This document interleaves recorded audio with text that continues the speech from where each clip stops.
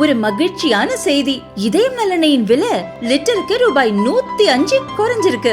September 2023ல 1 litre இதயம் நலனையின் அதிகபட்ச விலை ரூபாய் 503. ஆனா இப்ப 1 லிட்டர் இதயம் நலனையின் விலை ரூபாய் 398 மட்டும்தான் தமிழ்நாட்டுல. அப்ப இனிமே எல்லாரும் இதயம் நலனை வாங்கலாம் இல்ல?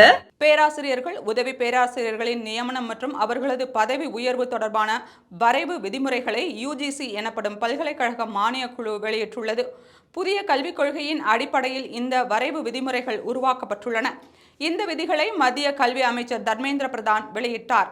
ஆசிரியர் நியமனம் மற்றும் பதவி உயர்வு குறித்த விரிவான விதிகள் இதில் இடம்பெற்றுள்ளன.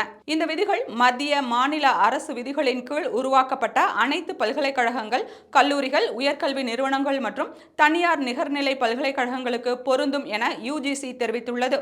இதன்படி உதவி பேராசிரியர்கள், இணை பேராசிரியர்கள் மற்றும் பேராசிரியர் பணியிடங்களை நிரப்புவதற்கு தேசிய அளவில் நாளிதழில் அறிவிப்பு வெளியிட வேண்டும். இவர்களை தேர்ந்தெடுக்க ஒரு சிறப்பு தேர்வு குழு அமைக்க வேண்டும். இந்த பணிகளுக்கு குறைந்தபட்ச தகுதியான PhD நிர்ணயிக்கப்பட்டுள்ளது. உதவி பேராசிரியர்களை NET, SET, SLET தேர்வுகள் மூலமாக தேர்வு செய்யலாம். பணிக்காலம், கற்பிக்கும் திறன், ஆராய்ச்சி திறன், காப்புரிமை முதலியவற்றை கருத்தில் கொண்டு பேராசிரியர்களுக்கு பதவி உயர்வு கொடுக்கப்படும். மேலும் புதிய விதிகளின்படி ஒருவர் எந்த படிப்பில் உயர்ந்த பட்டத்தை வைத்திருக்கிறார்களோ அந்த பாடத்தில் வகுப்பு எடுக்கலாம். உதாரணமாக, ஒருவர் இளங்கலை, முதுகலையில் வேறு படிப்பை படித்துவிட்டு வேதியியலில் PhD பட்டம் பெற்றிருந்தால் அவரை வேதியியல் உதவி பேராசிரியராக நியமிக்கலாம். இப்போது இருக்கும் நடைமுறைப்படி இளங்கலை முதல் ஒரே பாடத்தை படித்திருந்தால் மட்டுமே அவரை அந்த துறைக்கு பேராசிரியராக நியமிக்க முடியும். மேலும் தொழில்துறையில் வல்லுநர்களாக இருப்பவர்களை பேராசிரியர்களாக நியமிக்கவும் யுஜிசி புதிய விதிகள் அனுமதிக்கிறது. மொத்த பேராசிரியர்களின் எண்ணிக்கையில் 10% வரை கல்வி சாராத ஆனால் நிபுணத்துவம் வாய்ந்தவர்களை பேராசிரியர்களாக நியமிக்கலாம் என்ற பேராசிரியர்கள் நியமனம் குறித்து யுஜிசி வரைவு விதிகளில் தெரிவிக்கப்பட்டுள்ளது. முக்கியமாக யுஜிசியின் புதிய விதிமுறைகளில் துணைவேந்தர் நியமனம் குறித்து விரிவாக விளக்கப்பட்டுள்ளது. இதன்படி துணைவேந்தராக நியமிக்கப்படுபவர் குறைந்தது 10 ஆண்டுகள் பேராசிரியராக பணியாற்றியிருக்க வேண்டும் அல்லது மிகப்பெரிய ஆராய்ச்சி நிறுவனங்களிலோ பொதுத்துறை நிறுவனங்களிலோ அனுபவம் வாய்ந்தவராக இருக்க வேண்டும்.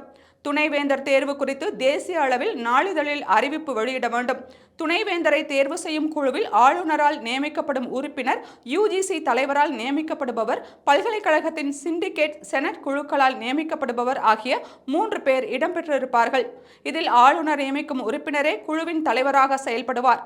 இந்த குழு தகுதியின் அடிப்படையில் 3 முதல் 5 பேரை தேர்வு செய்யும். அவர்களின் பெயர்களை பல்கலைக்கழக வேந்தரான ஆளுநர் பரிசீலித்து துணைவேந்தரை நியமிப்பார். ஒருவர் 70 வயது வரை அல்லது 5 ஆண்டுகள் துணைவேந்தர் பதவியில் இருக்கலாம். ஏற்கனவே துணைவேந்தராக இருந்த ஒருவர் மீண்டும் ஒருமுறை துணைவேந்தராக தேர்வு செய்யப்படலாம். துணைவேந்தரை நியமிப்பதில் இந்த முறை பின்பற்றப்படாவிட்டால் அந்த நியமனம் செல்லாது என்று துணைவேந்தர் நியமனம் குறித்து யுஜிசி புதிய வரைவு விதிகளை வெளியிட்டுள்ளது.